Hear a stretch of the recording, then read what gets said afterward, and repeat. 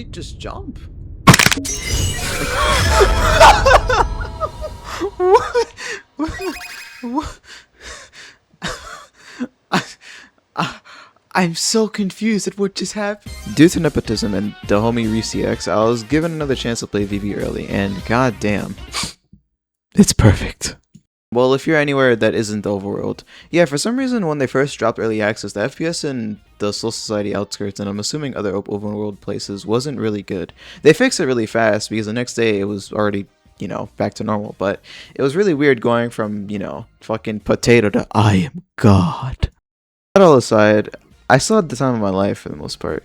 You see, VV has a really weird learning curve when you first start. Immediately, things are weird when you realize you can dash with your spacebar. This combined with your parry being on M2 and your crit on middle mouse, you might rage quit before you can even beat the first boss. However, given a little bit of elbow grease and you learning the controls through fighting the boss and even managing to defeat the boss if you're triumphant enough or determined, you will get hooked. Because you see, my dear Robloxian, the skill expression in this game's combat is insane. This is probably the most fun parry-based combat on the platform, and it is insanely skill-based. Pretty much everything is well telegraphed and can be found out by reading animations for the attacks besides Scythe Grip, but we're not going to talk about it. And speaking of animations, everything just kind of looks good in this game. Walking, running, airwalking, fighting, it all just feels and looks good.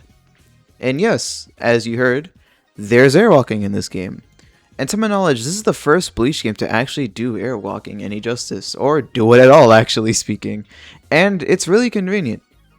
I'm not going to go into detail on how you unlock it or anything, because I don't want to spoil too much. This game is best experienced completely blind if possible. But that aside, it is a very fun mechanic and implements pretty much flawlessly. I can't really find any issues with it.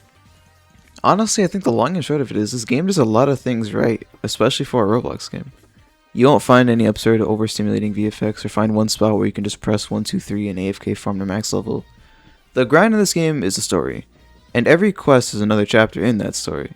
So when it's finally your turn to pick up the pen, what will you do? Will you become a Soul Reaper and guide souls to peace? Become a Hollow as an avatar of destruction? Or become a Nazi? Yeah, I don't really get why anyone decides to play Quincy willingly, but y'all do y'all, man, I don't know.